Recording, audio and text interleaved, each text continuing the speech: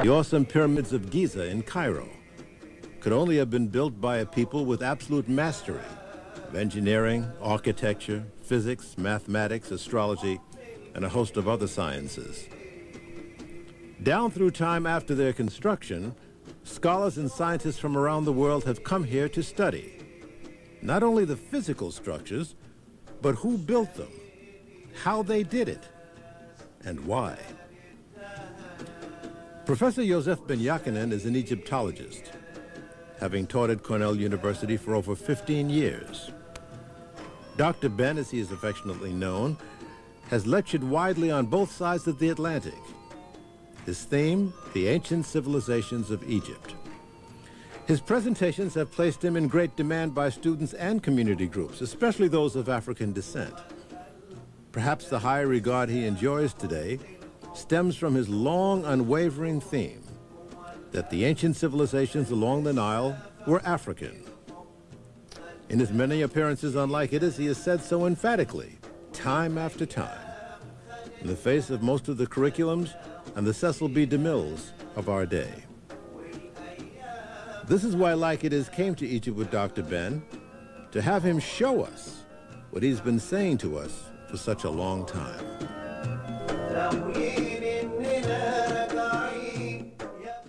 From the Nile's east bank to the west bank, our journey's first stop was at the wondrous pyramids of Giza. How big is this pyramid that we're on? Which pyramid are we on now? This is we are on the one of Khufu, which the Greeks called Cheops. This is 48 stories tall. About a story, let's say, from one floor to the next floor, 10 feet. So you got 48 times 10, 480 foot tall. Now, the metal you see on the top there, showing you where the end of the capstone was originally, before it was removed. So it will be fought. But then the building goes down into the ground. What you see there is the earth surface, earth level. But below there you got another 2 stories down, where you got cutways, walkways, tunnels, and so forth. And recent sounding, they have voids that they believe to be other rooms or whatever, chambers or so forth. Now, downstairs you have beautiful work, the friezes and so forth that tells various things that the average person knows here on the outside. But it's about 3.5 city blocks. 3 times 200 plus approximately 640 feet. Each leg is 3.5 city blocks. Roughly square. A square was 640 feet. You got about 2 million blocks in this building. About 2 million. How much do they estimate each one of these blocks of granite? This is granite? No. This is limestone. How did they bring that stone all the way from... And barges, and floating barges. Quite recently they found the area where they dock, like a wharf, harbor, where they were able to come off the Nile and come up into this area and bring the stones that were brought. Now you're a civil engineer. How was this thing built? How did they, once they got the blocks here, how did they put them on top of one another? What's the nature of this awesome building? There are a lot of theories. Mine, if I could add mine, and it may not be mine, some other people may have thought of it, but I take my theory from Karnak Temple, or the Temple of Warit. There is an excess of a ramp left there. And there's some places you can see some pieces of ramp. So it is obvious that they use the ramp system. The higher they go, to keep the same pitch, the longer the ramp came, so they can keep the same degree. It was easy then, because remember, you have about 400,000 people not working during the inundation period, the flood period. All of these monuments, wherever you go, are built in highland, above the flood level. So when the flood comes, these workers, these farmers have nothing to do. They have this. So it's not this myth about slave labor? Nonsense. Slave labor is nonsense. Pure, mitigated nonsense. These men were not guessing. They knew definitely what they were about to do. Is it true that each corner of this pyramid represents dead north, south, east, and west? It is. It's on target, as I said. The most modern engineering, geological, geosophical instruments cannot do this. Dr. Ben, was it always called a pyramid? And no, pyramid is a Greek word. Meaning what? House of fire. House of fire? Yeah, mid is house. Pyromania. Pyromania, house of fire. Why did they call it that? Well, I could understand a firehouse. It's just like saying Heliopolis instead of saying on. On would be the sun, or the house, the city of the sun. Well, since the sun was symbolically, Ra, was symbolically the expression of the deity, of the god, then here, the Pharaoh was building a place where he could come in tune with Ra. That's why the solar boat, so he can go on to the Sea of Ra, the next world. So what is a pyramid actually? What is the function of the pyramid when it was built? It's the resting place, the final resting place for the body, the cat of the Pharaoh. People, all kinds of people have different theories, but the only one we can get from the ancients with reading the works, it was the final resting place. And when you came here, like everyone who looks upon this, it blows your mind. Then I decided I got to study it, because I didn't come with intent to study. I came with intent to see, just to see. Well, who did you go to when you were here? You were just here on your own? I was here on my own. Believe it, I had just married. The tradition, my father and mother pick out my wife. I had to marry by the culture. It was, I'm going to marry the girl, I marry her. She's pregnant, and my father said, look, you got to go, you don't have much time. We are going to take all the expenses for your wife, and we want you to come back before she delivers, so you must go, because it's not going to be much more time. I want you to go before I die. He wasn't going to die. He was a young man. I mean, the possibility of dying was remote at that time. But he felt that he wanted me to see this, because I had been always complaining of people saying that I came from a place where people eat people, that in Africa this, you know, in Africa that the whole Nile Valley that I was boasting of was nothing. And so my father said, no, when you come back, you tell me who doesn't have civilization. Is it you or the European? Now, there are three here that are right alongside one another. Father, son, and grandson. I see. The father, this one Khufu, the son, the one behind this, Afra, and the grandson, the last one, Menkara. Well, now, that high point that you were standing at, as you looked at it, which is which? There's a little trick here. You can't build a pyramid older, bigger than your father's, or higher. So what Khafra did is build a pyramid smaller than his father's, but on higher ground. So it looks big. It looks bigger than his father's pyramid. So he didn't violate his father's instruction. But he did his damage anyway. He did the damage.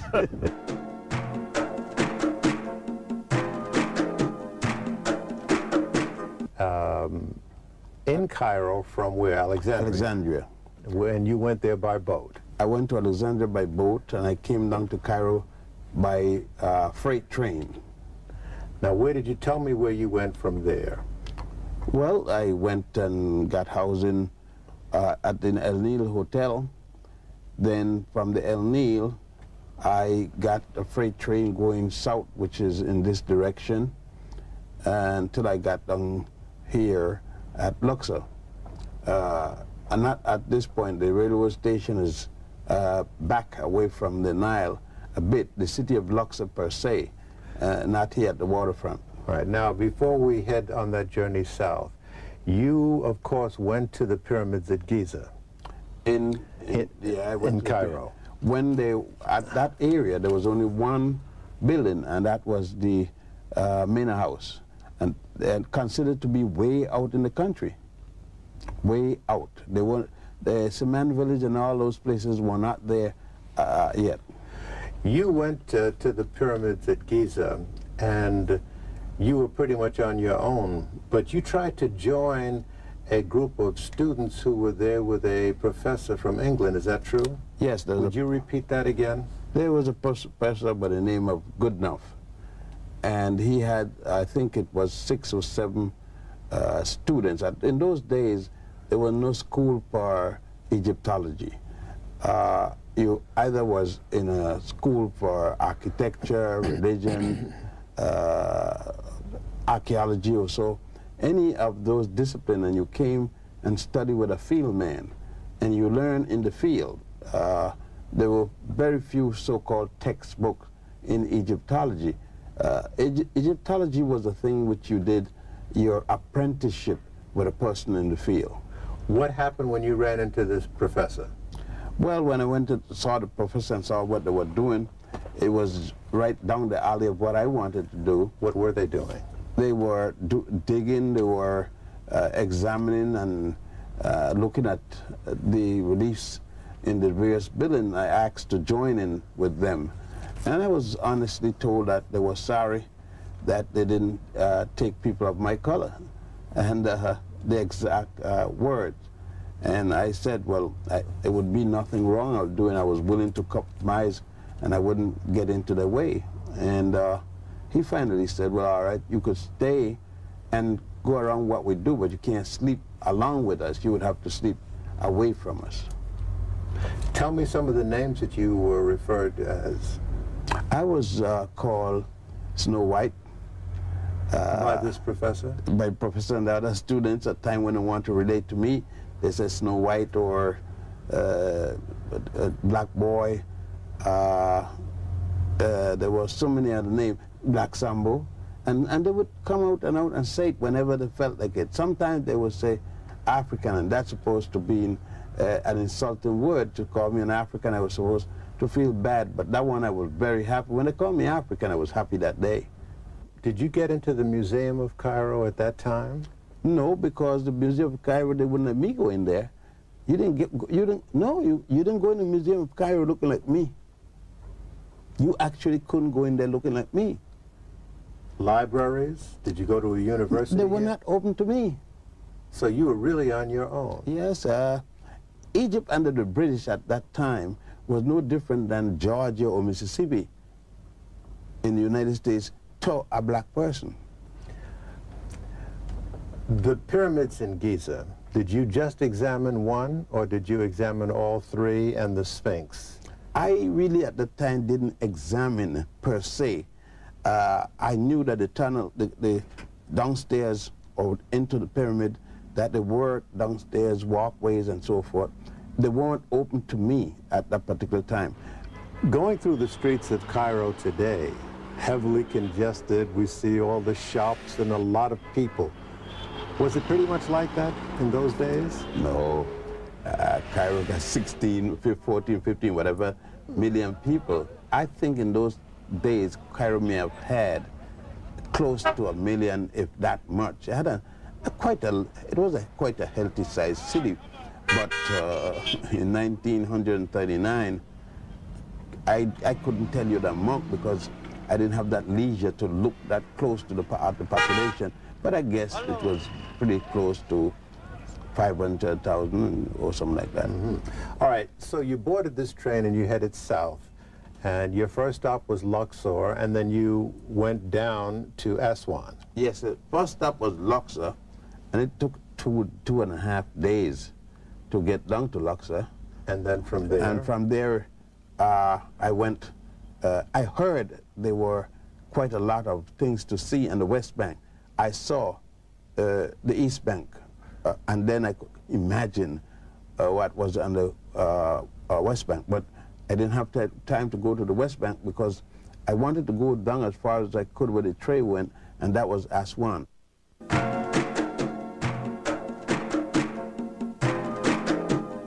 Now, the Nile flows downward to the north. Here, the pace is tranquil and most beautiful. The people here are, as Dr. Ben himself would say, burnt of skin. On the afternoon of our arrival on a sailboat called a felucca, Dr. Ben unfolded the story of the ancient civilizations of the Nile. According to a great high priest of ancient Egypt by the name of Hunefer, Hunefer, he wrote a papyrus.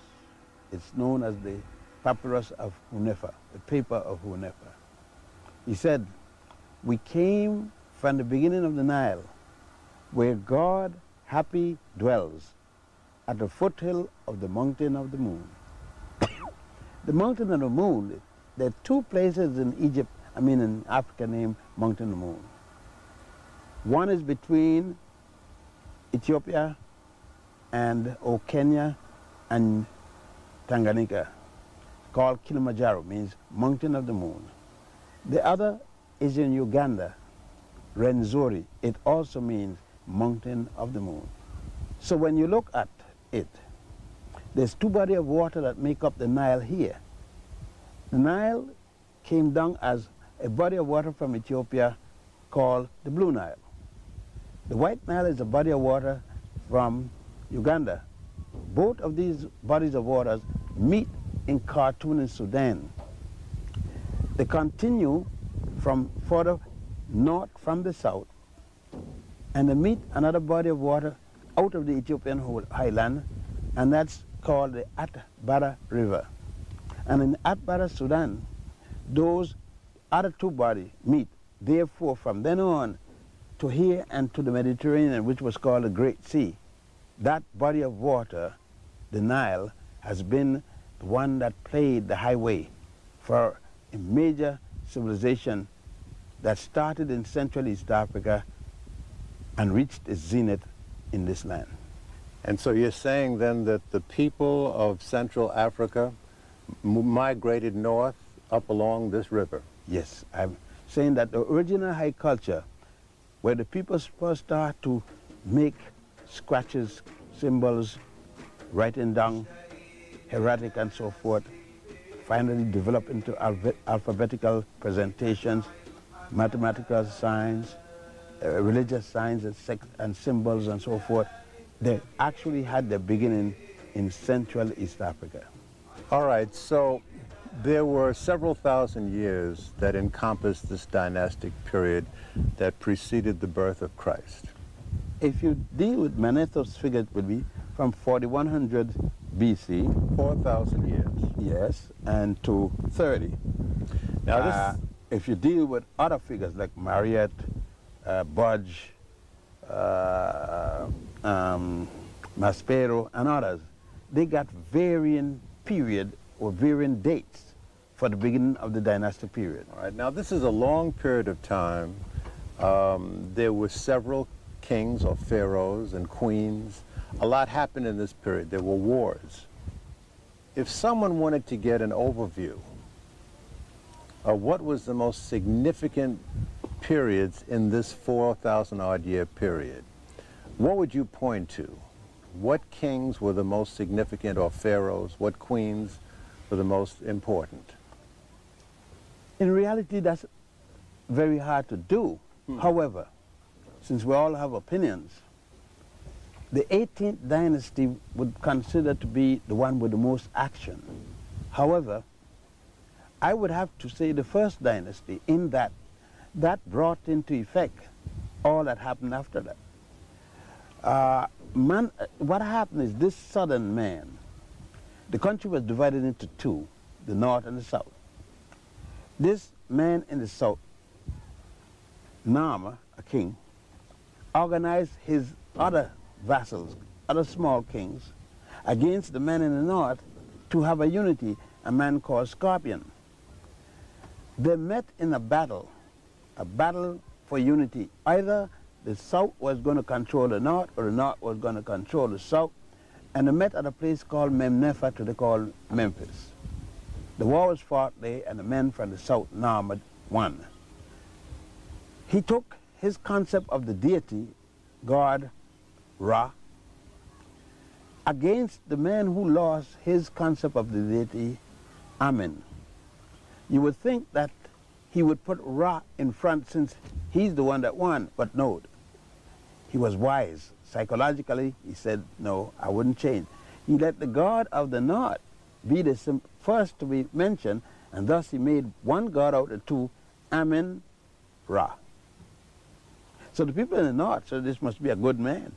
He let our God be the first to be mentioned. And all of this was devised in a place called Memphis. Memnefa or Memphis. Now, if we were to go to Memphis, what would we see today? Are there anything that's remnant of that period? Very little. You will see some statues by Ramesses II, one at least about 40 feet, 30, 40 feet.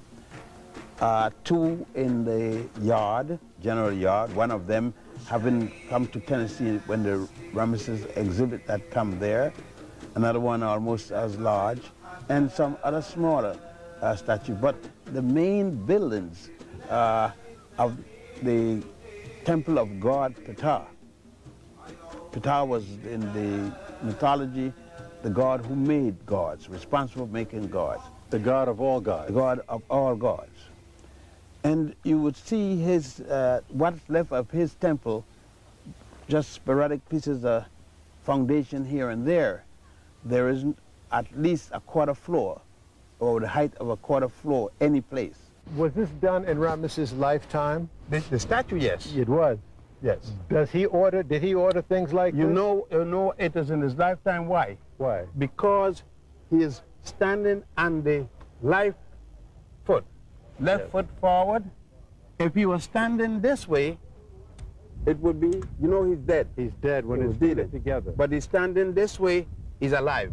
Very near to Memphis is a place called Saqqara, where the world's first pyramid was built, although it was shaped somewhat differently. Dr. Ben showed us.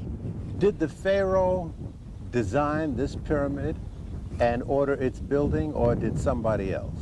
No. As a matter of fact, he had no business at all with it. The idea came from his prime minister, who was also an architect. As a matter of fact, he was a multi-genius, the first one recorded in all of human history. You got to consider we're talking about 2800 BC. This man called Imhotep, or for short, Imhotep. He didn't want his pharaoh to be buried like other pharaohs. He thought his pharaohs should be buried in a much more glorious state than the wood burial place that they had prior. So he decided, when looking around, I could use this material. It lasts forever. And thus he said a stone, limestone, and says, I'm going to build it out of this. But there were building burial places out of this wood in a square. So he decided, well, look, I'll just use a stone or stones and the same procedure, and that will last. But when he was finished, he said, gee, it's going to last, but it looks like nothing. So he decided to put another layer on the top and recess them, set them back, and 6 of them set back, look something like wet cake. They become steps, and thus the term step pyramid.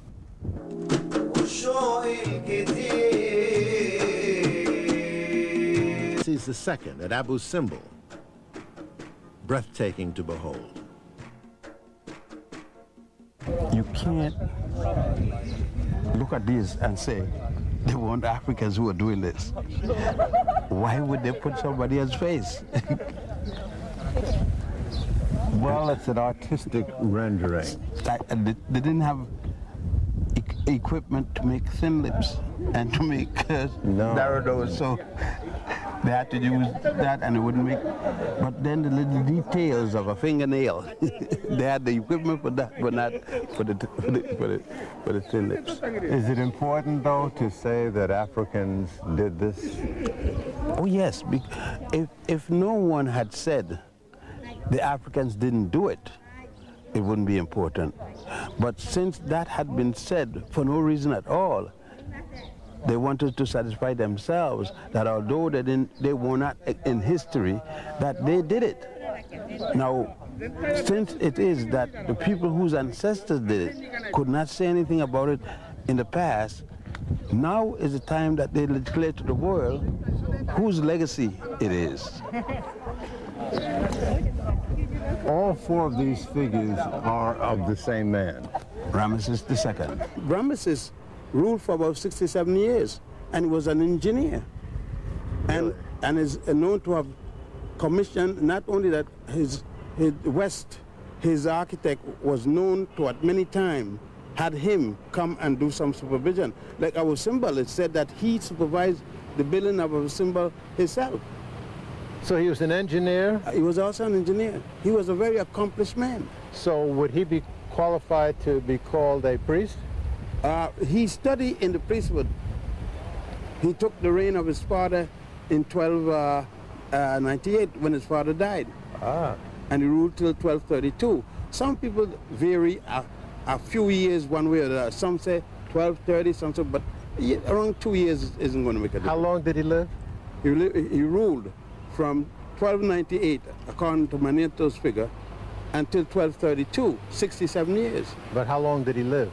He lived to be 98, something like that. 98 years? 98, 97 years old. And he had how many offspring, do you know? Well, he had as many offspring as you got guides. Some say this, so he had many wives, some said 200 offspring, somebody said 100 offspring, some 30, 40. I don't know, but quite a lot. And wives? How many wives did he have? Quite a lot. Quite a lot, but who was his favorite wife? His favorite wife was Nefertari II. What would possess somebody to look at something this magnificent and mark it up like that and defile it with their name, eh? There are many factors. One, hate. Two, hate, yeah. Grudge. Four, their own smallness. And five, it's a means of saying, I did it. Now, in between these figures is a passageway. What's in there? That's to get into the temple. That is an actual temple with a hypostyle hall, although there are only 4 columns on each side. And then on the walls, you will see the wars that Ramesses II fought with the Hittites and others. Of course, no record of the war, any war with the Hebrews, none whatsoever. Right. And at the end of the corridor, there's a little chamber. What's that? There's what you call the antechamber, and the next chamber to that, the last, would be the Holy of Holies, or the sanctuary. Holy of Holies. And inside the Holy of Holies would have the triad. Like you have the Trinity. Yes. That's where the concept of ancient Egyptian in every city had a holy triad, T-R-I-A-D, 3 gods. Normally a god, a goddess, and a god. A god, the father, a goddess, the mother, and a god, the son. The Holy Trinity that Christianity adopted. You notice this side. These are supposed to be the Asian captives of war of Ramesses II. You notice that? Carefully. Now let's shift side. These are supposed to be Nubians or generally Africans, but they are tied the exact same way as these on the side. Yet, in America, in the classroom, these are called Negro slaves of Ramesses. But these are called, in the same textbook, by the same professors, Asian captive or Semitic captives. Prisoners of war. No. Yes, prisoner of war here, but slaves there. Now, what made the difference? Go and see. I can't possibly imagine. All right, my brother. Is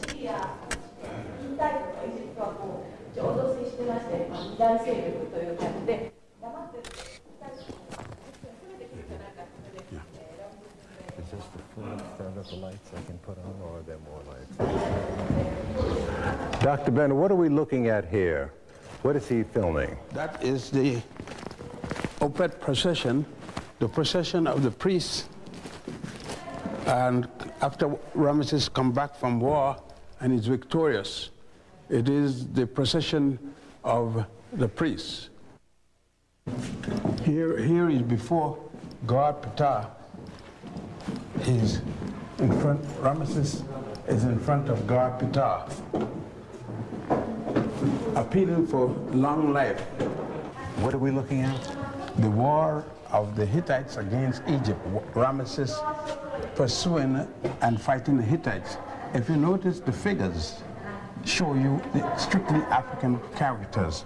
So that's him on top of the chariot. Him and his chariot. And he's driving them out. Yes, right.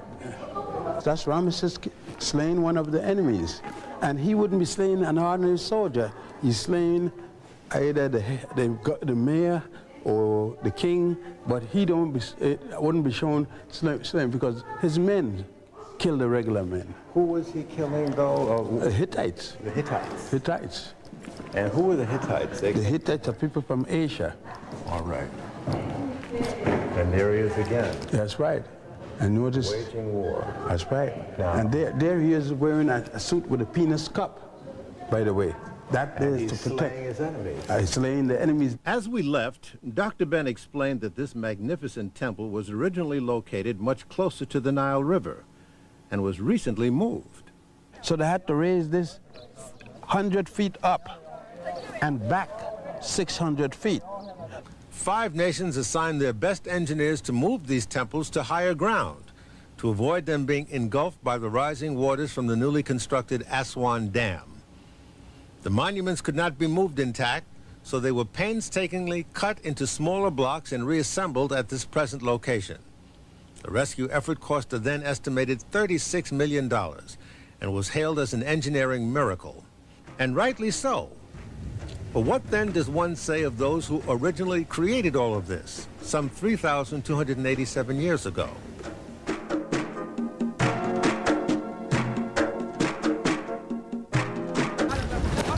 And this is the temple of Nefertari. The second.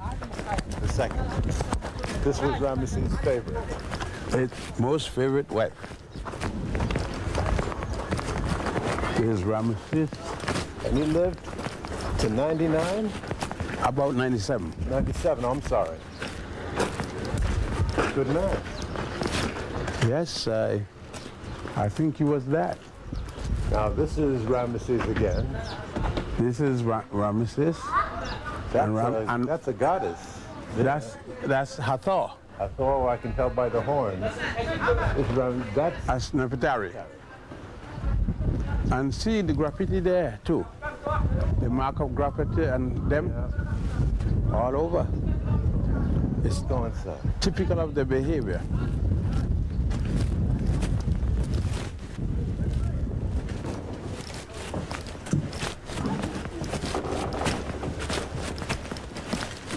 What do we have in here, Dr. Ben, on this wall? The same thing. You have God Horus or blessing the king, and here again you have the God Ptah also blessing the king, King Ramesses II. Nefertiti in front of Ptah. Now this is a goddess. Yes, it's by her headdress. But Nefertiti come in the person of goddess Hathor. I see. And paying honor to the king Ptah. What is this depicting here? She is visiting goddess. She is again paying homage to goddess Hathor. Remember what I said? Hathor comes with a sun disk between the horn of the cow. Right. Now we know it's Hathor. If you put a little chair, the throne, on the top, it becomes what? Osiris. Isis. Isis, I'm sorry. If you put a maze it becomes her sister, Nephthys. How was this work done? With chisel? They gouged out, this is granite, Yeah. and they gouged it out. They chisel it out. Now, in some work, where they didn't chisel, they take the work and they put a thin layer of plaster. Yes. And when the plastic was damp, they put a plate of the design, lightly. Then they came and draw over it. But in this case, where they got to chisel into the material, it was done with hammer and chisel. And what about when in place, not on the ground? They first they put the stone up, then they do the finishing while it's up. colors? Where did they get their colors from? From clay, from tree barks, and they made their own color. Flowers, different way. They made different kinds of stain and dyes with the color. To last this long, huh? Oh yes, because they put it in the mortar, and it goes in, it penetrates. This was a place then for all people to come and worship. It's a temple, But the temple was in the name of Goddess Hathor. Goddess Hathor. Nefertari temple for Goddess Het-Heru, Goddess Hathor. Hathor, or Het, listen, Het, wife, Heru, wife of Horus. Now, what is the significance of the figures being seated? Well, the Pharaoh was at rest and he's sitting on his throne. Okay. See, next to him on his side is his throne. And because Nefertari's feet are one in front of the other, she's alive. Oh, the whole thing is alive. And you know he's alive, he's sitting on the throne. The only how you would know that he's dead if he had crossed his hands. No, even if the foot together is sitting down, he has to have crossed his hand, which you could do sitting down also, like an X. And then you will see the flail in one hand. Yes. And the crook in the other. That means death. He's dead. But he's one of the pharaoh who in real life had a beard. Because even in alive, they put a beard on him. Look at those lips. Look at that nose. Can you say I see my father there? And his ancestors? I mean, there can be no doubt about it. However, that's not Charlton Heston. Yeah, no. and Nefertari is not Elizabeth Taylor. Thank you. I noticed that between his knees there are cartouches. What do they say? His name? Amen Mary Ra. Ra Mary Amen. Rameses. Ra Mary Amen. So that's a standard that they established to identify themselves as the cartouche. The monarch was represented by the cartouche. If you don't see the cartouche, you can't. You might have seen a statue look exactly and say, this is so-and-so. You can't say it because there's no cartouche. To be sure, you must have the cartouche. But now to identify the god and the goddesses, you don't necessarily need the cartouche because it's the head, and the headdress. Yes, that never changed. One goddess is never shown with the other goddess appear. You got to be careful in only 3 cases. Nefertari, I'm sorry, Isis or Aset. Yes. Het-Heru or Hathor, and Nephthys. You got to be careful with them because they're represented with a cow's horns. All of them? And a disc within the cow horn. So how do you tell between? On top the disc, you have a little throne. That's Isis. Yes. Without the disc, it's Hathor. And with a little maze, it's Nephthys. Right. That's the way you tell one for the other. Because if you see it, with one, it's impossible to be. If you see the throne and the disc, it's impossible to be anybody else than Isis. So and if you just to keep you alert, they make do you that, huh? they make you look for that loan to see who it is. Another temple that had been rescued from the rising waters created by the dam, the temple at Philae. What god is this temple honoring? Maybe more so goddess. Goddess. Goddess Aset or Ast, otherwise called Isis. Isis is the sister of her husband, god Asaru, Asar, otherwise called Osiris. When was this built and under whose dynastic reign? Well, the earliest period for this will go back to the Roman period, the Greek period. And the Greek period doesn't start any earlier than 332 BC because the Greeks came to Egypt as conquerors during 332, but it didn't start at that particular time. It is supposed to have been started during around 70 or so before the Common Era. Before we get into more of the religious meaning, just architecturally, this whole alignment, the alignment of these columns is just magnificent. And it's just an architectural wonder unto itself. Did it have a ceiling? Was it covered? Yes, you could see some of the slabs there. It was all covered, but you would notice something else. So that you could notice that this column over here isn't finished, isn't complete. Yes. That show you that all that beautiful thing you see, you notice that they're in different stages. They would bring the stone and put them in place. Then they would carve them. That's a very important note. But you also would note that there's a difference in the typical ancient Egyptian column as against these. These have made transformation in the design. I see. And whereas you would see, these are multiplicity of design concepts in there, and as you go up, you see the difference in change. Here, you notice the fluted part is very narrow. Yes.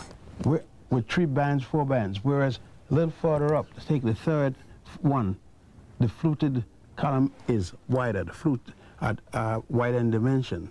I see what you... Now, are all temples, including this one, basically the same in structure, that there's an ante-chamber and that goes back until you get to the Holy of Holies? Basically, they start out with a people's court, open, and then if it's a large temple, it will be other courts with different pylons, or that would be a pylon. There'll be inner pylons. Now, after that, there will be a hypostyle hall of column, or otherwise called a pillared hall. After that, there will be an ante-chamber, which would be prior to the Holy of Holies. Which is always at the end. Generally, the Holy of Holies is the last room to the east. Most of the worship temples are on the east bank. Most of the funerary temples are on the west bank. And the reason for that is Ra rises, God. Ra rises in the morning and comes up in the east. In the night, Ra goes to the next world, go to sleep, and go down in the west. These 2 major edifices here, there are figures that were there and they've been chipped away. Who was depicted here and who chipped them away and why? Well, the central figure in this, all of these things, in this particular temple will be Goddess Isis. This is her temple. And when you look at this, you will see Goddess Isis and other gods, God Horus, which, by the way, is her son. But you're dealing with Horus, or Heru, as the proper name would be, at various periods of his life. You would see then various gods. You see there, Goddess Hathor, which became the surrogate mother of God Heru.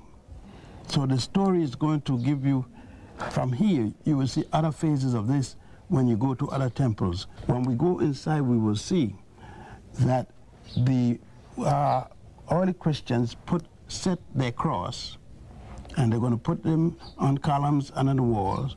They set the various instruments for worship, like altar and so forth. You mean they commandeered this temple for their own uses? Right. They considered heathen and pagan, but they used the same heathen and pagan temple for their own church. This is the purification rites, or baptism. You see the water, symbolically the water, comprises of the ankh, yes, and the was scepter. Both things together, intermittently. Ankh, was scepter, ankh, or scepter, as the water. See, they're hanging down there at the bottom? Mm-hmm. And this Who is being baptized? The Pharaoh. Now, as we go back in here now, that is the altar that the Christians use. The original altar that the ancient Egyptian used, that has gone. But it was in that room that was known as the Holy of Holies. Holy of Holies, or the sanctuary. And that was only the high priest. In a sense, then, that was violated. Oh yes, oh yes. That is the most sacred part of the temple. Our tour was now in full stride as we left Aswan and headed north, that's down the Nile, toward the city of Luxor with all its many important temples, as you will see in our next special edition. For a transfer you in all the time that the ankh comes from the cross, not at all. There is an ankh and there is a cross. Ankh there and a cross to your left and up. They mean two different things, have always meant two different things. Never has one been the other. Outside the main temple are lesser temples. Now, this is off of the main temple, which is behind us. What is this here? This is a kiosk. What's that or mean? A small little chapel. And it's the chapel belonging to goddess Hathor, Heteru. Now, what's unique about this temple, if you come here, look at there. And you see God Bes. This was originally the original god of the Nile, god of the life, because the life was life source. Now you see Bes playing every instrument there is. The harp, which you thought was a European instrument. Here is God Bless playing the tambourine. Here. Here is God Bless playing the flute and like an oboe. Here is over there playing in the form of a monkey, playing what Farouk call the electric guitar. Here is it. Look at like any electric. Here he is playing a bassoon. Here, you see what I mean? He's playing all the major instruments that you thought were European. Why you say that? I knew this a long time ago. Yeah, but I just want to refresh your memory. The back of this lesser temple looks out on a lake created by the building of a dam, which would have engulfed the temple had it not been disassembled and moved to this higher ground. These are the remnants that they took out from that old site. Yes. And sooner or later, they're going to be restored somewhere here. Here. Mm-hmm. These remnants are going here. Build this temple here. They got 5,000 another island, which they will also bring here as money come available. You know something? What I noticed here, there's some colors there. Yes. Of red and blue. Right. Right towards the top. And the back, yes. You mean to some of the original. That brilliant blue color? And remember now, right up here towards the top. Yes, of this? yes. And remember that some down by that low roof there too. Yeah. And remember, and some here, different places. But remember, this was mostly underwater all year round. We boarded a launch across the Nile to meet our bus to go to Luxor. We saw a hotel that was in business during British rule. Dr. Ben was barred from staying here at that time. And then we were on our way to historic Luxor, with stops along the way at two important temples laden with information, as you will see.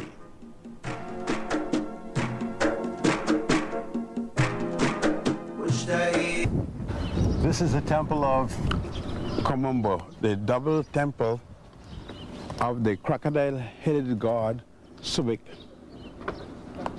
and the falcon-headed god Haroes. When was this built and who built it? This was originally a temple before the Roman period and the Greek period. However, when the Greeks came as conquerors, they ordered a temple be built here, and this also called the Greek period, and that was done by the Ptolemies. Is this the same concept in all the temples that you go back into different? Yes and no. Yes and no. The open court, the hypostyle hall, the antechamber, and the Holy of Holies, but this is a double temple.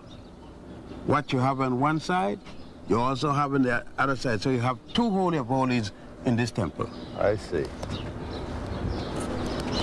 Now I see Horus, and this is a good shot of the baptism, isn't it? Yes.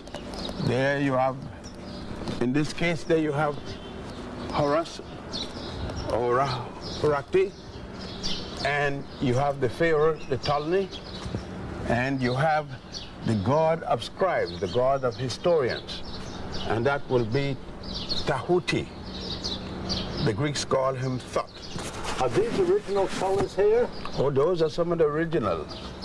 That goes back to the original. Boy, this must have been just gorgeous. Oh, yes. Oh, yes.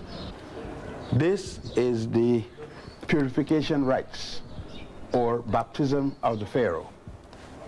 This is the god Tahuti, sometimes called Thoth if you're using from the Greek way. He is holding the jar, the goblet, with the holy water, and on the opposite side is Haroes holding another. They're pouring the holy water over the Pharaoh. Which Pharaoh? This is Ptolemy 11th, or Ptolemy 12th. You notice that the holy water is made up of ankh and was scepter. Ankh, was scepter, ankh, was scepter. The ankh is the key of life, the symbol of the key of life.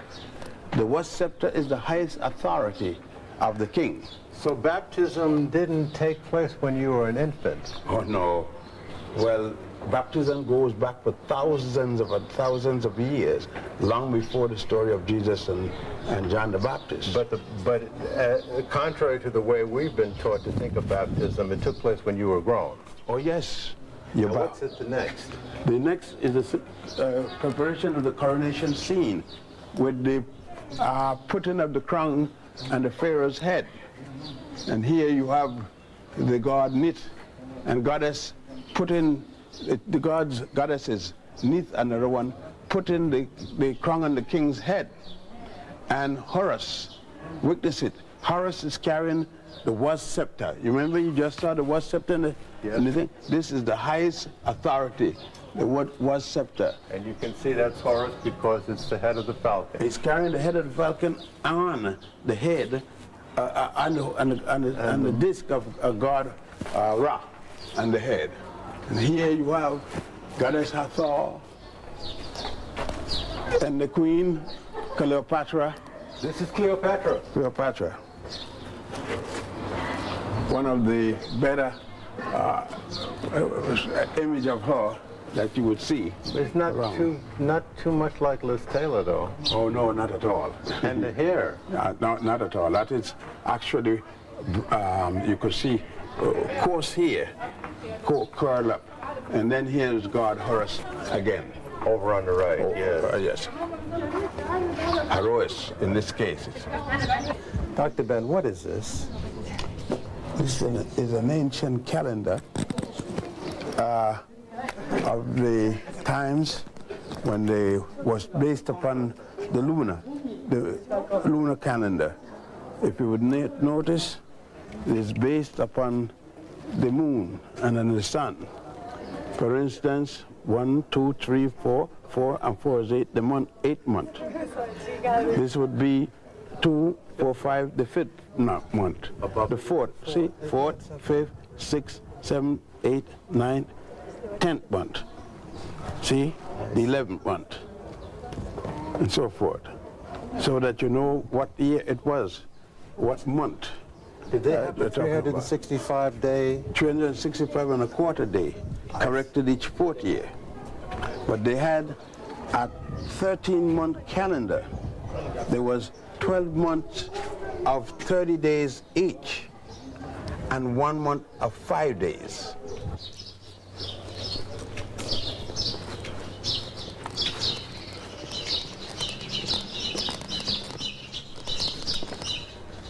Go ahead. Here is another scene.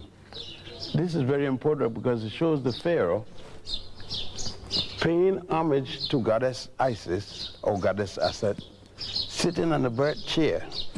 What do you mean? Birth chair? What do you mean? This is how deliveries were made from a stool like that? Right. And if you notice her breast, yes, that it's full. Yes. Full of lactation for when she has a baby. And notice again that the stomach is large, yes, showing that she is pregnant. But equally, you notice they were prepared just in the event that she had any trouble. Here is the surgical instrument. If she had run into trouble. All these surgical scissors? Scissors, the knives, the scalpel. The scalpel up here. Up there. You have those little things that they use to retractors and everything like that. Isn't that something? Those were old instruments. And here is the man, Imhotep, who used to be the great Saqqara, the step pyramid. That's right. And look at this, where you used to wash the hand. To keep, you see, they said that Pasteur, and Madame Curie and all of them started thinking about cleanliness. This is way back there. One had to wash one hand before one committed surgery.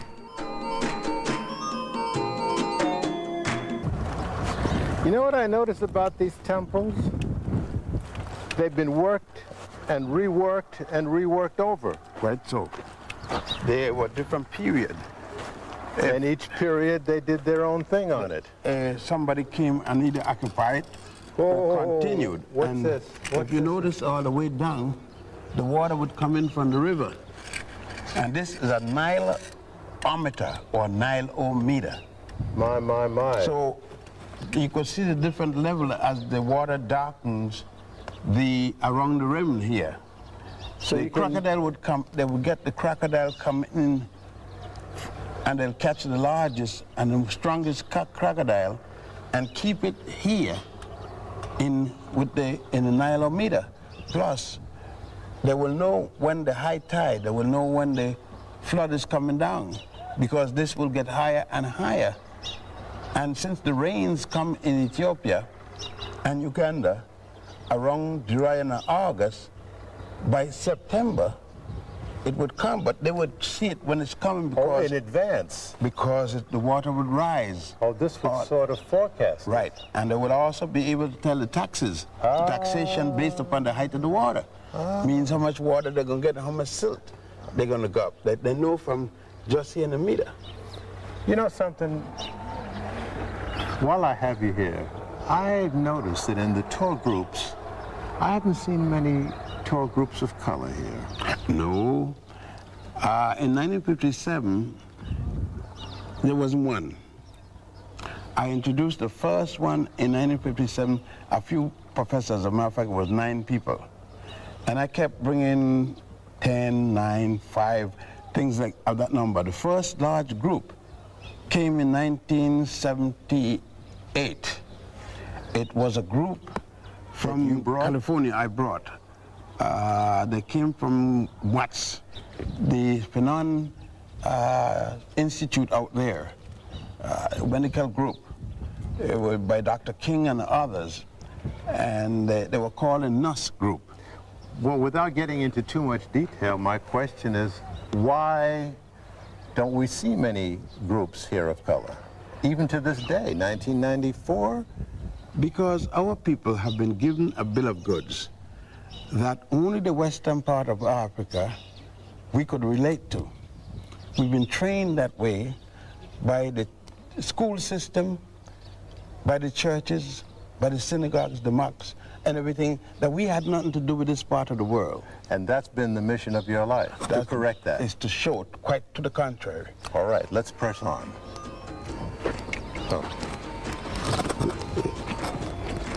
Our next stop was at the huge temple at Edfu. This is the big one. It's the biggest singular temple except for Karnak. Karnak, Warit. Because Warit is a series of temple within a temple. How many pharaohs added and were involved with this temple? 8. 8? That's all? That's all. Ramesses had his hand in here. Oh yes, everywhere. There's no place that he didn't have a hand. All right, so there is The Pharaoh. Horus? The Pharaoh. Thor? Pharaoh greeting Horus. Yep. So you got it down, Horus. That's Horus. Listen, don't mess with the kid. I know now. You beat me up enough, I know.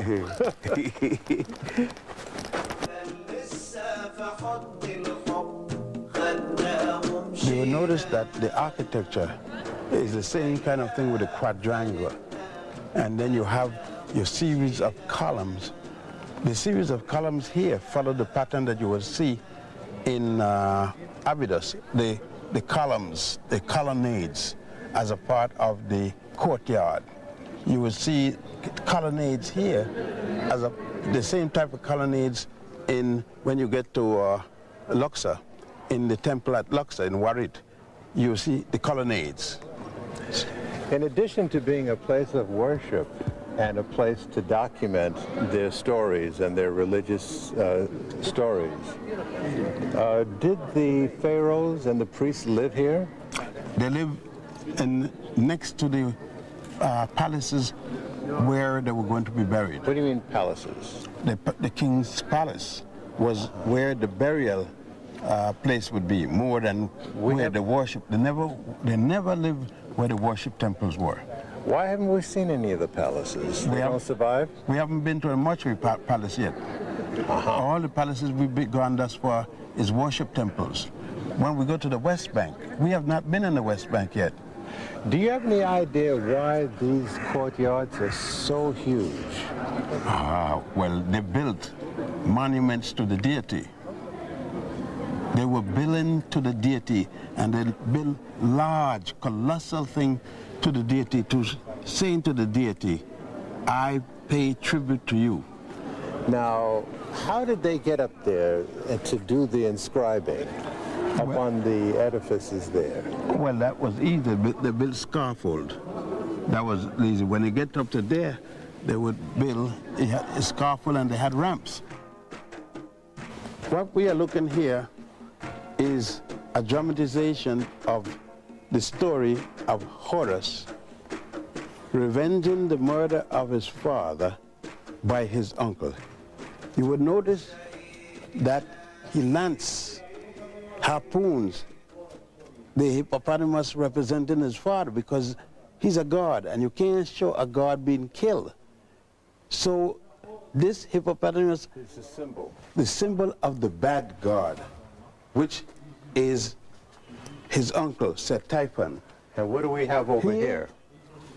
He turns up the animal, hippopotamus, but they continue the struggle with the bad god, the hippopotamus. There it is, see?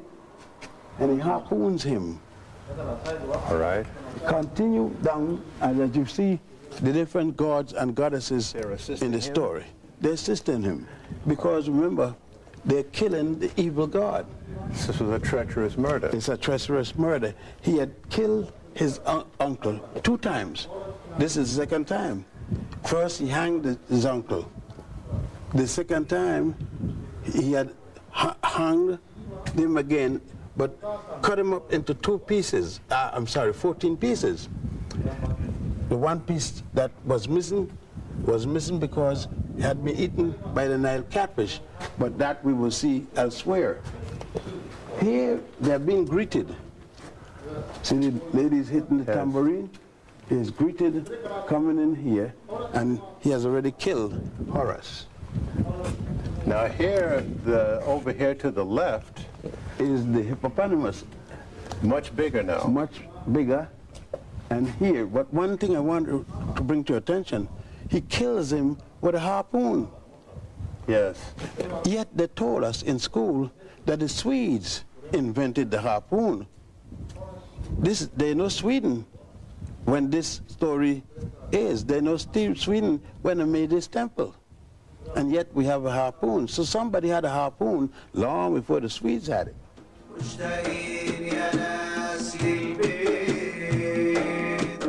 The top are of Hathor, is that correct? Yes, all of it. In there. All of these faces? All of the column heads is Hathor. In order to hack away and chisel away all of this work, those who did it had to erect scaffolding. Most of them erected ladders because scaffolding, they didn't have as much material, but they had little scaffolding, but most of it was done with ladders. The point I'm trying to make is that it took a lot of effort. Oh, yes. To really do such damage to this magnificent temple. The time they took to do this, they could have built their own building. The point is that they condemned this building, they destroyed the things in there, and then used the building. They called the building pagan, and the people pagan and heathen and all that, but they used the same building that they condemn as pagan. Well, you can't show MGM movies in a Paramount building. They take some water and call it holy water, sprinkle it around, say a few prayers, and that make the pagan building become a good Christian building. Okay. This is what, some sort of a... This is a chapel, a small chapel. And as a matter of fact, it's a chapel of Goddess Nut. How do you spell that? N-U-T.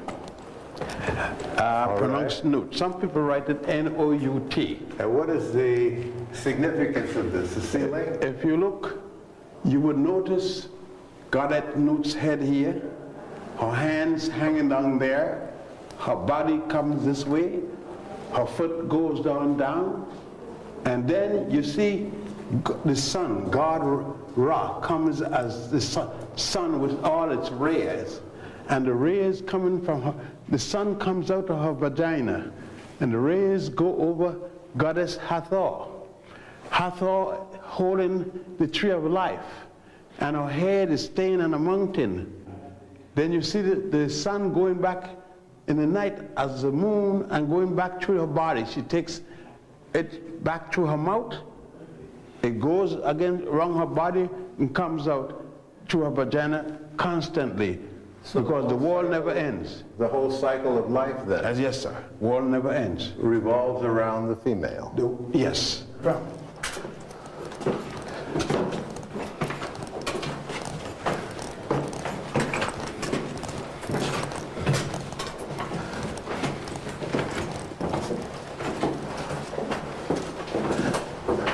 Out now.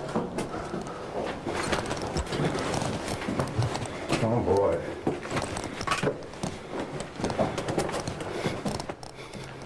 We're on the top of this temple now. And what is this? This is a sundial.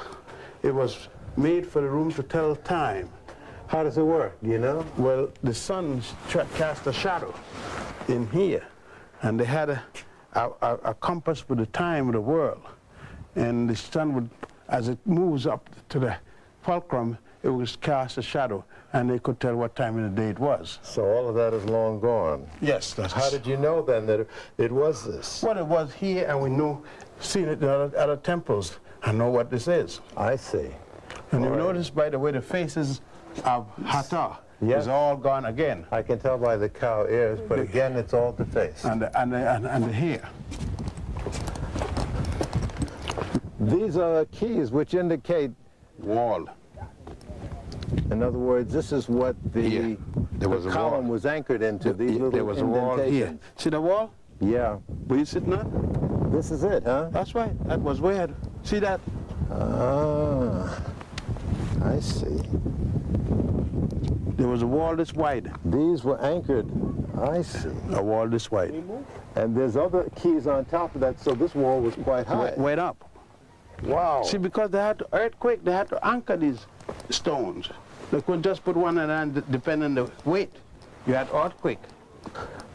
So they use the key, but never mortar. No, no mortar. Wow.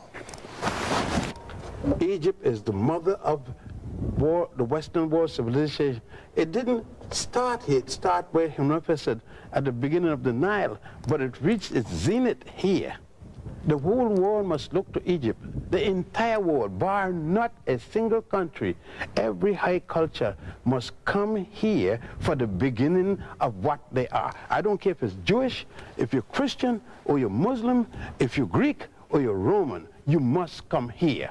Here is where it started along the Nile, and here it reaches zenith. If you're talking about Abraham, you're talking about Moses, they were here. Moses, they said, was born here in a place called Goshen. Abraham came here and received his education. He had no education before he came here. All of them came here.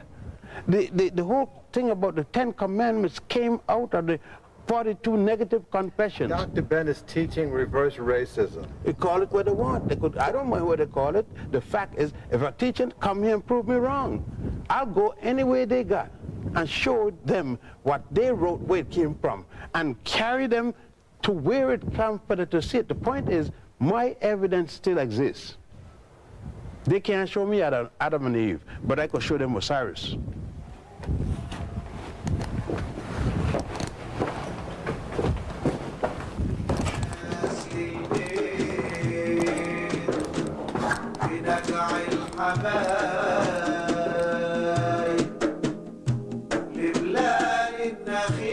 Luxor, and set out across the Nile for the Valley of the Kings on the west bank. We passed through a small village and got a different kind of visual treat. It was market day. We got a chance to look at the everyday folk of today's Egypt.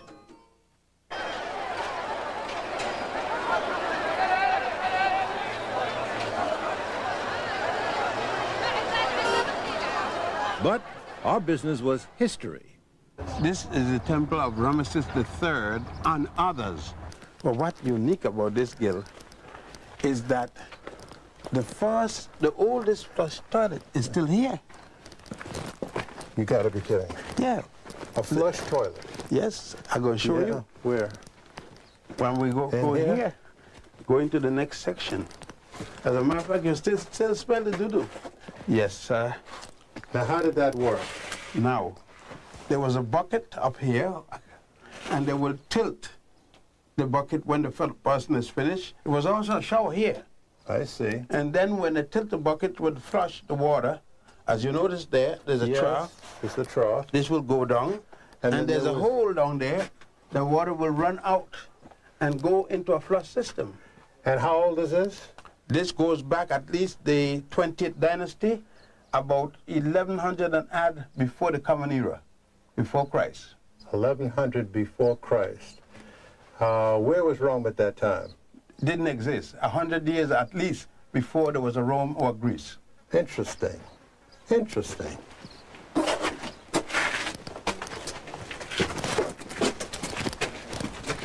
Now this is a side of the temple, Dr. Ben, but boy, is this dug out deep. Why? They did that to avoid destruction by the people who came and defaced temples. So they make this very deep. Even the attempt to deface it, in terms of this, that was done. By the way you got your hand, you just touch a scene from the Nile. See the different type of Here, fish. there's a duck chasing the fish. That's right, and you can see the different types. I see. A mullet, a snapper, and so forth. But this was really designed to frustrate anybody who wanted to deface the property. In other words, they had experienced it already. Oh yes, he's come now in the 20th dynasty, Ramesses III. Ramesses he's in the 20th dynasty, and he's had at least all the way from the temples going back to the 17th dynasty, all the way has been defaced. So most of the figures in this temple then are cut deep like this. Oh yes. Oh, yes. Okay, well, then let's go inside the courtyard again.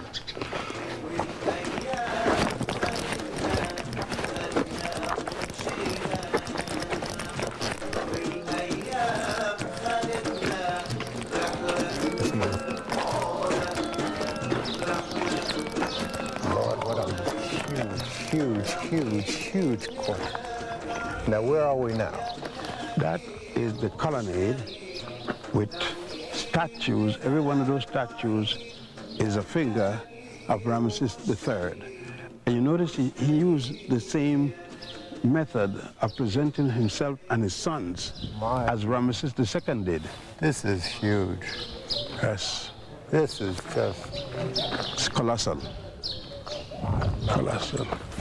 And when you consider, it goes all the way back in the Gill. How long did it take to do this, and where did they get the stones from? Well, local stone. Back in Aswan? No, the marble, where you use marble, that came from Aswan. Where you use the limestone, it came from the local quarries. Now, what would this courtyard be used for? The multitudes, the common people would come here, as they're called? The common people come, and the priests, here? and the priests address them. Right, but could the masses go any further inside? No, they'll stop here. Now, on the right here, on this wall, which is just off this huge courtyard, the faces look, they don't look African on the right here. Those are Asian people. Are these the invaders? These are the invaders. As a matter of fact... And they're bearing arms. Yeah, but they're not the invaders in this particular case because Ramesses went to Asia and fought them. They had invaded before. They're forced back, and now Ramesses pursued them, so that they are fighting now on Asian territory. All right, but now as you move further to the left, you see that they're actually meeting in combat here. But then has a sword. You notice that the distinct difference in features. Well, as you move to the left, yes. Right. You then see where the two combatants meet together. You see one is an Asian and one is an African. You see African with long pleated hair. You notice the face, the facial, the nose and the lips, so you got no doubt. Yeah. And they're wrestling there? And they're wrestling, they're fighting. But some are falling, others are standing up. The battle is going on. The Africans fighting for Egypt and the Asians fighting for Persia. What is the significance of looking at this? The significance for me in this particular case is to show that there were Africans and the Egyptians were fighting as Africans, and they fought people as Asians.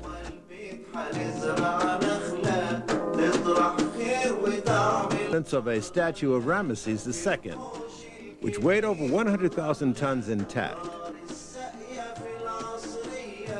We also saw workmen who were working to restore this funerary temple site.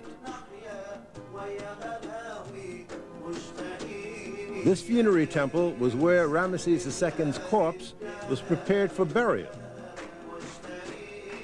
And Dr. Ben also showed us some Roman arches that weren't built by Romans. Those are archways for the granary. When the Pharaoh Ramesses II had his complex, for the men who were working here, they had a granary where they could store their food and everything. What is the significance of looking at this?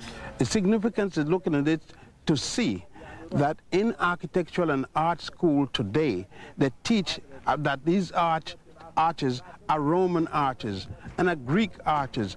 And these arches existed before there was a Rome or a Greece. Ramesses died in 1232 BC, and Rome or Greece wasn't built until at least 1000 BC. And then Dr. Ben threw us a curve. In the Valley of the Kings, he showed us a temple for a queen. Now, Queen Hatshepsut is one of the few women who were pharaohs. The only woman who ruled as a pharaoh. Other women ruled as queen, but she's the only woman to rule as a queen and a king simultaneously. She claimed she was not born of an ordinary person, but she was the daughter of a god and a goddess. And that gave her the right to rule as a king and as a queen. What god did she worship? Did she recognize Ra?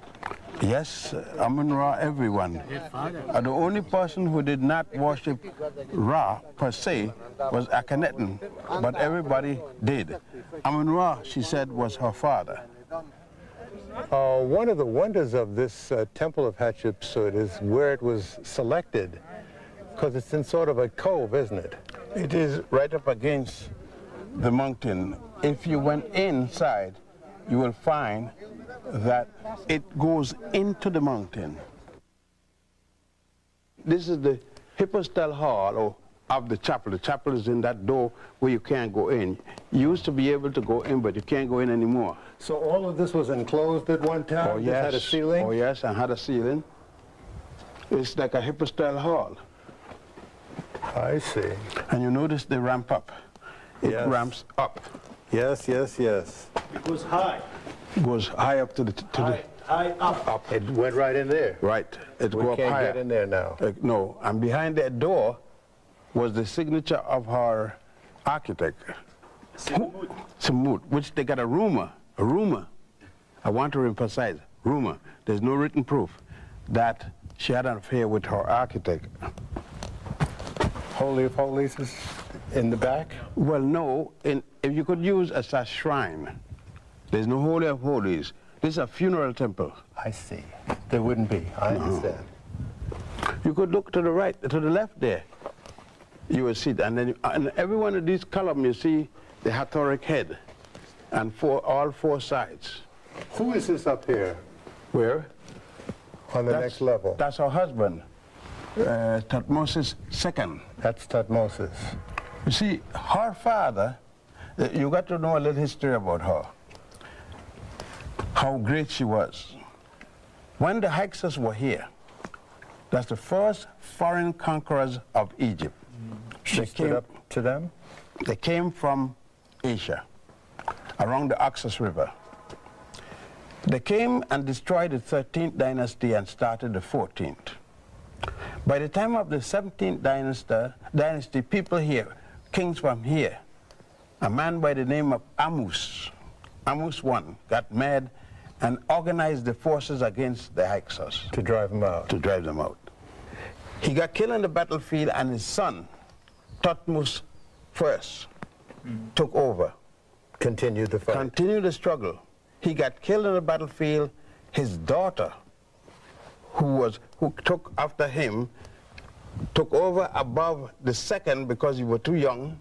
She took over the battle and pursued the Hyksos. That daughter would be Hatshepsut. Makare Hatshepsut. She was a rough lady. She was a strong woman. She brought women in the government in certain positions, but she did not allow women to interfere with the priesthood, to go into the priesthood. They developed their own system called the priestess, but they were not allowed to participate with the men. Yes. A Nubian queen, plus the fact, Gil, she started what is today called women liberation. Oh yeah, brother. Today we call women's liberation movement. She had done it thousands of years before. Amen. That's what I like to say. Two tombs here that are known of. Perhaps the best known of which is the all but vacant tomb of Tutankhamun. Best known because the boy pharaoh's tomb was discovered intact in the early 1900s. Egyptians working under an Englishman named Howard Carter came, quite by accident, upon a few steps leading downward, this in November of 1922. Carter was contacted and he ordered the digging to continue. They found the tomb of King Tut, a sensational find. The treasures of this tomb were brought out into daylight for the first time in thousands of years. Works of solid gold, alabaster, and other precious minerals, fashioned into exquisite works, intended not for the eyes of the living, but to accompany the young king on his journey to the afterlife. Then Dr. Ben and I took a look at the tomb of Ramesses IV. If you look at the ceiling, Gil, you see there are different examples from the papyrus, the very papyri you will see, like the papyrus of Ani and so forth. And the wall quotations from the various holy books. goddess Ma'at to recite the 42 admonitions to her, otherwise called the negative confessions. From which came? From which came 10 of them is called the 10 Commandments. Moses is supposed to have gotten it on Mount Sinai, but I don't know how he could get that when it was already been taught to everyone in Egypt at the education center at Luxor. Luxor was then called Set. The Greeks came and changed that name to Thebes. The Arabs came and changed it to Luxor. What we're not looking at, though, is the architectural achievement. This passageway and this whole tomb is cut into the side of a mountain.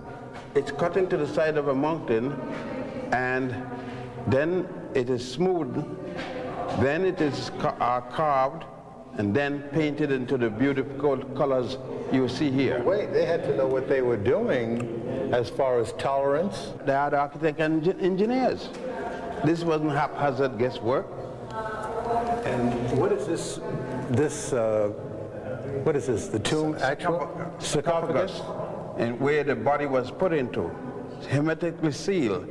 That's the big one, and there was a smaller one inside of that big one.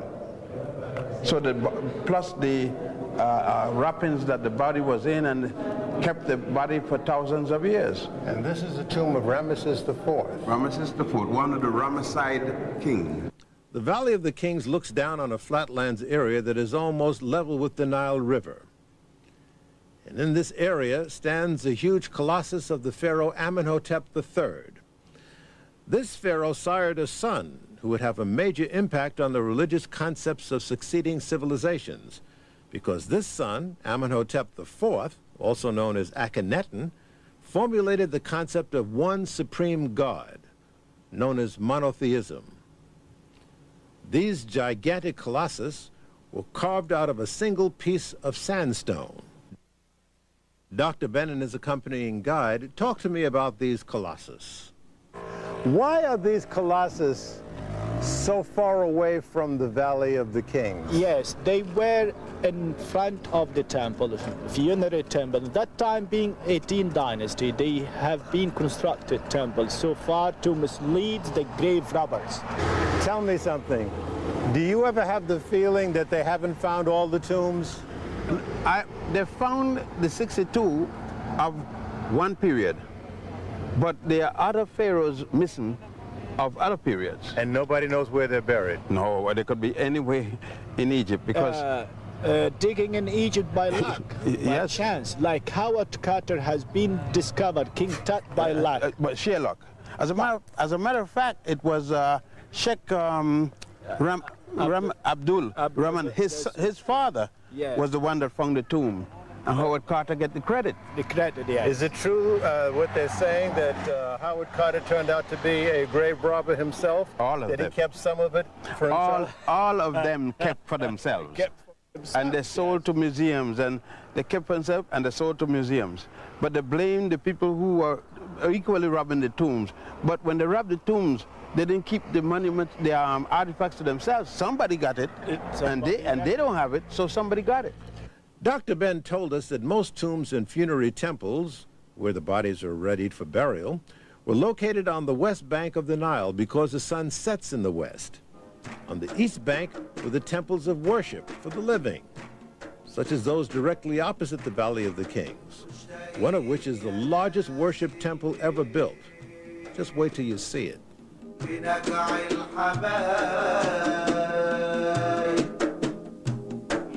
on the west bank of the Nile in the city of Luxor. This hour begins on the east bank, where Dr. Ben took us to two important temples in Luxor, one of which is described by Dr. Ben as the largest temple ever built, anywhere, at any time, as you will see. Two temples first. These were built by three main pharaohs.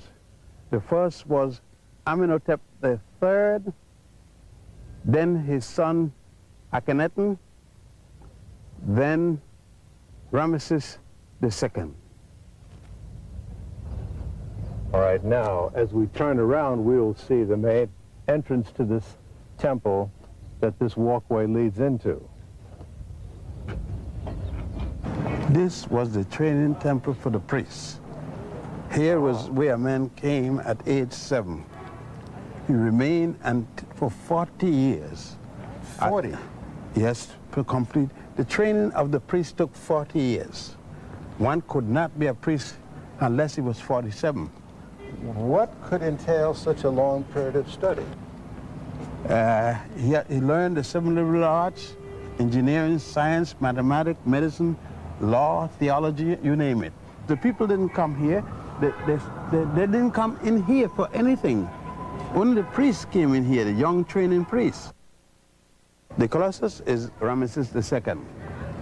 Both of them? Yes. So he had a hand in this too? Oh, yeah, he built this section. He built from where the Colossus is to the front. Aha. He added this section on. Right. This section that changed, you notice the angle of the main access line. Now, beyond these colossus, we see these long, tall columns. Hippo-style hall, the Hall of Columns. What is that? What went on in there? That's the aisle to go through. Just the passageway? The passageway. What was the relationship between the priest and the pharaoh?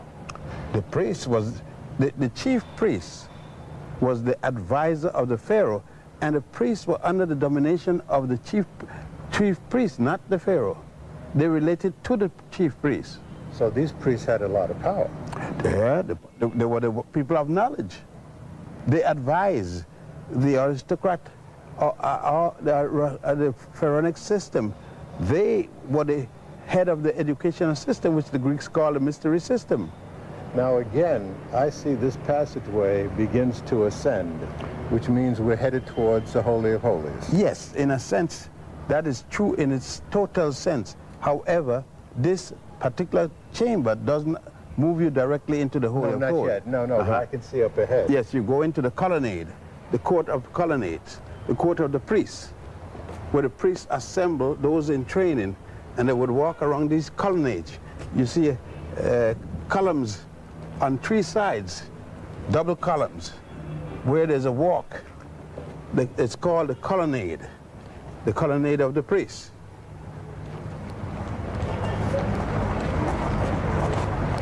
Now these columns are fluted. These are fluted papyrus column, as you see in front of you. Yes. This is a Holy of Holies. When the early Christians came in and occupied this, they painted scenes from the Christian religion. Look at on the wall. Some of them are still remaining. You can see some of the scenes. But I can see some of the scenes, yes. Right. On all over. They painted this also. And they did it over the original? Oh, yes. Yes. I see. You could see some of it is gone now, and they painted over the originals. When we start to enter here, you see certain quote-unquote Gothic arches where the early Christian used. They took, look at that piece of column where it's upside down. Look at the foot, the legs. They didn't worry even how they put it. That's upside down. They used the stone from another temple. What about this concave entranceway here? Who built that? That was done during the Roman time. They tried to make the imitation of what the Romans had developed by this time. And they put that there. What the Africans had developed by this time? But what the Africans had developed, they added to it. I see. When we left the Luxor temple, Dr. Ben and I walked down a long avenue of sphinxes with ram's heads that once connected the Luxor temple to the awesome temple of Karnak. So huge and beautiful, it's difficult to describe. It is a temple that started way back in the 12th dynasty. Under which pharaoh? They are not certain. However, it was resumed. Work was resumed on it in the 18th dynasty by Amenhotep III. Okay, now this is the main entrance, and these are the figures of Amun-Ra.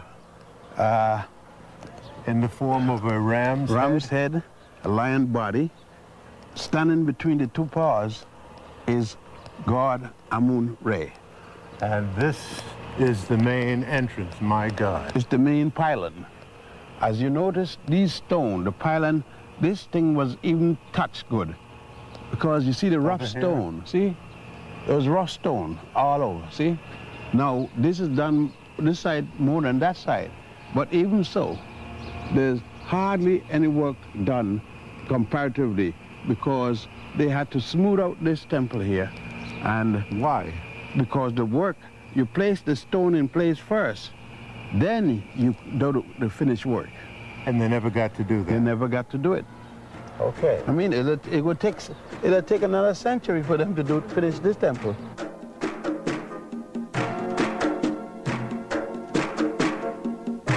This is one huge temple.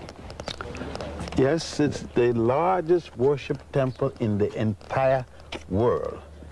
You can take St. Patrick's Cathedral, St. John the Divine, both in New York. You could take the Canterbury Cathedral. You could take the St. Peter's Cathedral in Rome. All of them and put them together and run almost the Indy 500 and still get room. See, look, as far as your eye can see. Now, what is this? This is the first courtyard. This is the first courtyard. That was the mud ramp that as you carried the rocks up. As you go up, you lengthen the ramp. And you can build, you carry up the rocks up there. Could it be then that this is the same way the pyramids were made? Exactly.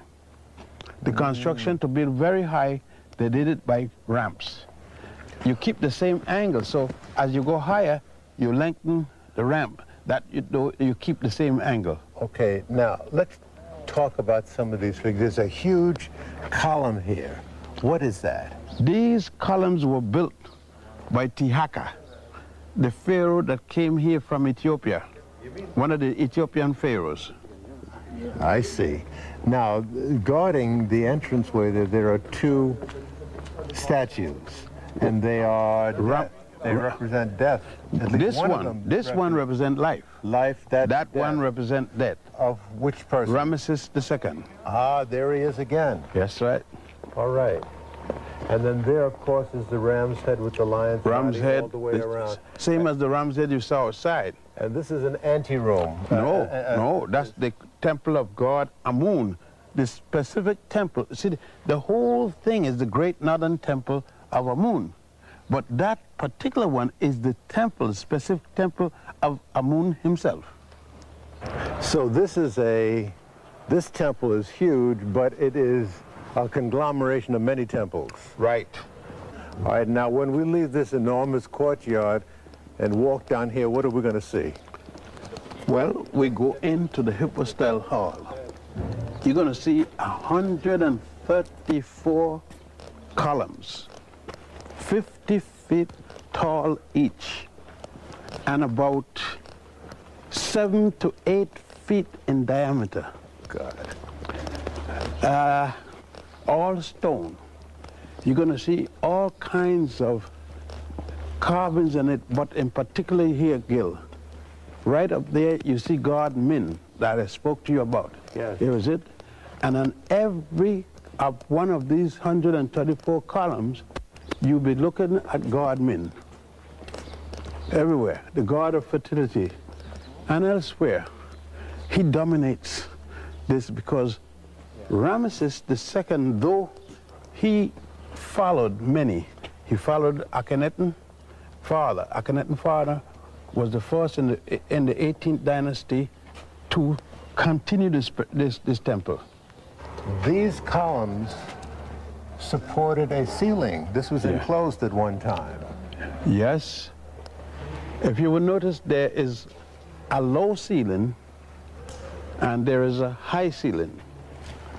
Yes. At that section was the low ceiling, and you would notice, right looking between these two columns, you would see a kind of grid pattern going from the low column on top that, you see the column here? Yes, yes. The beam across. Yes, yes. Then you see built up is the grid pattern to the higher column.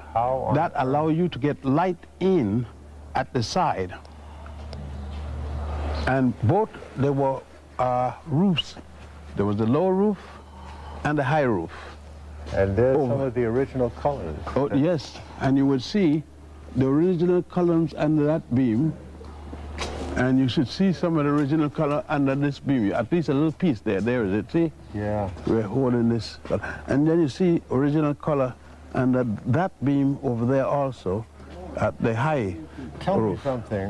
Why do some columns end when scoop out like a flower and then some are straight up? Because some of the work wasn't finished. And this is the papyrus form column. You got to, because this is in the south, the column, the capitals of the column are made like a lotus flower. When you go to the north, the capitals of the column are made like papyrus, unless they got what they call the mix capital, where they integrate both papyrus and lotus or other design. And you know what's also astounding is how well laid out these columns are. Oh yes. The, If you went look at that line there. It's perfect. Yes, but if you went in the center here, you would notice that if you went in the center here, you would notice, Gil, if you went in the center here, you would notice a complete, from the end of the building to the other end of the building, Right down there. there's a straight through. Perfectly aligned. Just as this one, it forms somewhat of a cross. Yes. You go straight down through the entire temple. That would be west to east, or you go down from north to south, the entire temple.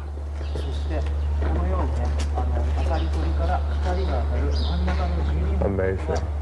Just amazing. This is about 6 stories tall. Well, 50 feet, 5 feet for 10 foot is a floor. From floor to floor is 10 feet, and that's one floor. You got 50 feet, that's 5 floors. 5 floors. 5 stories. 5 stories. No mortar. No mortar. If you notice tell me, there's a good example of the original column, the face there. There's no mortar. The joints are perfectly as if they were sanded. When we were at the Ram Museum, we were looking at one of the bases. Yes. And there was a little hole. A key. And that's a key. A key. And that was used to anchor That was to anchor the stone. Just in the event of hurricane, not a hurricane, earthquake, that if it even shake, it would move. It would act as if it was one solid piece. So you're looking at master engineers, master architect. Oh yes. Master craftsmen, artists. Of their period, and up to today they would be masters. And a magnificent religion. Oh yes. Religious philosophy of peace. These were the founders of religious theosophy used today by Judaism, Christianity, and Islam. They have not gone beyond it. They're still using the fundamentals that were established along the Nile and best expressed here in this temple. Yes. In addition to the religious theology that was embodied here, there's just a sense of peace and tranquility that is absolutely overwhelming.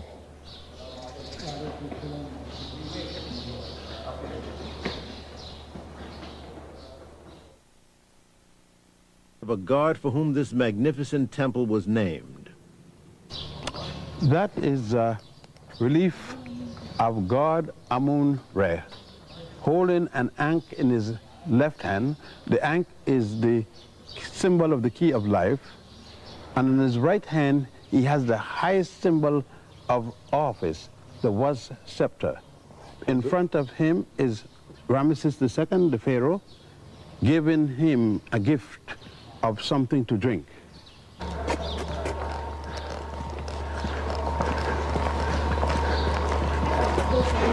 Now these are awesome obelisks. Yes? Which is a Greek name, is it not? Yes, it means a needle-like pyramid. In fact, you notice on the top, shapes like a pyramid. And that used to be coated with silver and gold. Really? Yes, they call it electron. Are these two related in any way as far as religion is concerned? Or? Yes. That one is the column. The one on the right? Yes, the obelisk of Makari Hatshepsut. Yes. And this is of her son-in-law, Thutmose III. It's the same Hatshepsut queen who we saw. Right. That's she reigned at 1580 to 1450 something. Where was this granite brought from? Aswan, which is about 4.5 hours drive from here, south. 4.5 hours drive? Yes, by automobile. And there was no driving in those days? No, well. So they brought it up on barge? It came up on the boat. Somehow they got it out of the quarry. Out the quarry. Got it down to the river. Down to the river. Put it on a barge that was large enough. This is one piece. That's one right. Solid one piece. solid monolithic piece. How much does it weigh, would you say? Oh, I mean, a few thousand tons. What does the shape of the obelisk represent? It represents a tapered penis. Frankly, it goes back to the story of Isis, using the Greek name. Aset would be the Egyptian name. Put in erecting a symbol of her husband's penis, because her husband, Asar, or otherwise called Osiris, was murdered by his brother, Set-Typhon. It was also Aset's brother. That's that story we saw on the wall. Right. With the hippopotamus. Right. And when he was murdered and cut up into 14 pieces, she went and find the pieces symbolically around the wall, but could not find one piece, the penis, because his brother had thrown that piece in the Nile, and the Nile catfish ate it. So she had them built or cut an obelisk to remind those who had persecuted and murdered him of his penis, so that whenever they go, they'll always have to see this penis. I see. You would notice that it's George Washington Memorial in Washington, D.C. is a copy of this. So what are you saying to me? That it's a symbol of his penis. Not George's, but... George, the President of the United States, the obelisk is symbolic of the penis regardless of who got one. It has one meaning. Now why? I wonder what George would say. Well, you know why? Every member of the United States, original Congress, and members of the cabinet of the United States, the first cabinet, was a Mason except one man, Benjamin Franklin, because he was a Quaker. What does that have to do with what we're talking about? The symbols they used for setting up the United States was based upon the Masonic order, which they copied from here, the 22 tablets that were stolen from here by England. They used those tablets and used, take for instance... And is the pyramid included in some, yes. the obelisk? The pyramid and the money, like you said it. And the obelisk? The obelisk, the ever-seen eye, which they call some funny name for it. The pyramid, the sunburst, is symbolic of God Amun-Ra and Ra.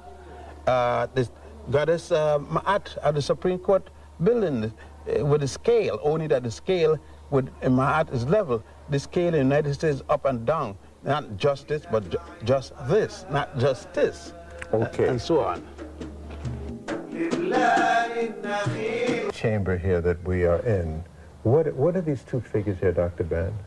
Well, the figure on your left is Jochannan, And the figure on your right is his wife, the daughter of Akhenaten. She was the 5th daughter of of Tutankhamun. How can you tell this was King Tut? Well, in this case, because I happen to know the question of the statue, although there is no cartouche for me to follow at this particular point. But at one time there was a cartouche on the body. So even though he was a teenager, he had a wife? Oh, yes. He was married to, Akhenaten married him to his daughter before he mounted the throne. Just a quick word about features. Full lips, apparently wide nose. It was Was this an artistic concept, or is this an approximation of how the man looked? The artist must have been running through this country, because that concept is going on a lot of statues. Okie dokie. Now what's this? This see that is the Holy of Holies. Goes up, you so notice it that must be... the flow started to ramp up. And as soon as the flow started to ramp up, you start to question yourself, I am going to the Holy of Holies.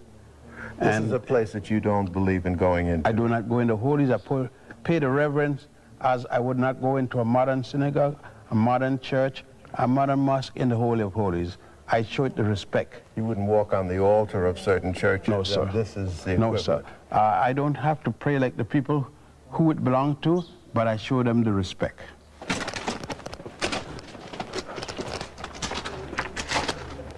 What is this? This is based upon a calendar. The ancient Egyptians, how they were able to put numbers. 2, 1, 2, 3. 3. 10, 20, 21, 22, 23, 24. 24. 24 again, 33. 32. I see. 100, 200, 10, 20, 30. 230. 220. Now how was this used? Well, it was used to add. Like a calculator? Oh yes, this was used as a calculator. And it was generally based upon months or something. They did the addition. They had to deal with how much grain, how much tons of this and tons of that. And that was the mathematical way of doing numbers. Interesting. Mm-hmm. How long did it take you to put all of this together? In my head? I guess a few years ago. A few years? Yeah, you don't... A few decades? You don't know when you're getting it, when it's coming into you. What do you say to somebody who's looking at this program that we're doing and their head begins to swim? What do you say to them about how they can hope to deal with this? My advice would be, don't get perturbed. It's a process of education, and it takes time. It took time to build, and it took time to understand. It took more time to build it than it takes time to understand it. Now we are going to the temple of Thutmose III. Yeah. Aho. What? The painting of Jesus. Oh. And Joseph and Mary. The Christians use this temple. This faded figure here is supposed to be of Jesus? Of Jesus with the wrong thing around his head, that thing. So this was co-opted by... This was made a Christian temple. Look at the other, are you going to see more? Here. You see it? There. Yes, I see it. That's the statue of God, the triad of the temple. God, Amun, Amun-Re, his son, Khonsu, God Khonsu, his wife, Goddess Nut, the holy triad, which the Christians copied and called the Trinity. You look at the top of the column, see some are still color, and you see Jesus, Joseph, and Mary, and you see where they copied it from. They cut that up to make it look like a crucifix. the early Christians. Not only did they... How do you know this? Well, because we have the evidence of the paintings there. I see. We have the evidence of the cutting of the thing by here is the point itself. These were statues, as you see. They didn't even finish because they didn't finish cutting off the neck and head of the one to the right. And we have the experience of all the other temples that they occupied. Uh-huh. Since Dr. Ben has been coming here for the last 50 years, sometimes as many as 6 times a year, just about everybody knows him. Dr. Ben, brother. Hi, brother. How are you, brother? My brother. How are you? How are you? I've seen you. How are you? Good? Hello. Tamam. How are you? Good? أهلا أهلا أهلا. How are you? Good. Good morning. Welcome. Oh, I see you again. Welcome to Upper Egypt. See you here. Who was this lake built for? For the And- priests. And who built it? Under what reign or dynasty? Oh, this lake was built during the 18th dynasty under the reign of Amenhotep III, And what is the purpose of this lake? so that the priests could clean themselves. The priests in every ritual have to take a bath. Anything that he does in the temple, and anytime he enters the temple, he must wash himself before going. Anytime he eats, he must wash himself before putting in food in a dirty body. Was there such a thing as a priestess? Yes, but they didn't come here. They had their own temples, and they did not deal with these worship temples. Now on the left here, I see some steps over on the left side of this lake. Yes, that's so That's that, where they step down so to that do the their priests could bathing. come down and go up. Yes.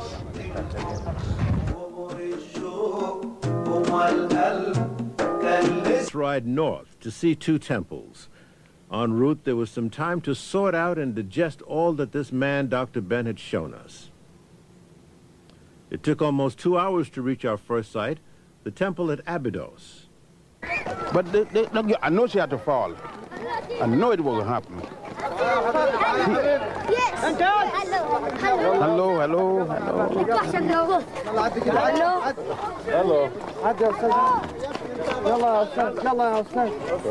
Hello. Go on to your foot. We don't need that, Al.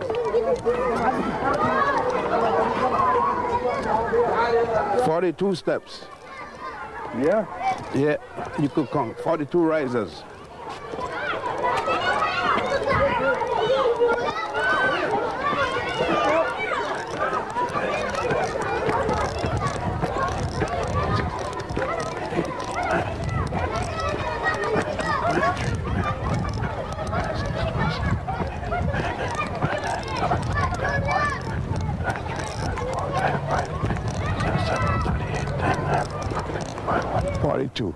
This was built originally by Pharaoh Seti I. It was extended by his son, Ramesses II. What you are seeing here, this section was built by Ramesses II, and then There's that name again. everywhere, you're going to see him everywhere. There is Ramesses showing you his father also and himself and the god Osiris. This was just a place of worship for him. It was more than that, because when we go outside in the back and up to the rear, it is where Osiris is supposed to have been buried, Oh, really? the god of resurrection. It is here that The one who was cut up in pieces. Yes, with the back of the temple of Seti I. All right. And sitting on the exit and the egress and ingress temple of Osiris. All right. Now, what happened to Osiris? And when you say egress, that means go out. Yes. That means he went out through this tunnel here. Right. What happened that led him to go out through that tunnel? He was murdered for the second time and completed his stay in the world, as you know it, and went to the netherworld. Well, let me take you back a bit. For those who may be confused when you say he was murdered a second time, what was the first murder? He was hanged by his brother. Yes. His wife, goddess, Aset, appealed to God Ra. God Ra gave them the power to bring him back. She and the god of death, Ampu, otherwise called Anubis. He came back and the brother heard that he was back again. The brother came and killed him for the second time. This time cut him up into 14 pieces. As depicted on that wall. Right. All right. And he somehow, he survived that. Yes, his wife again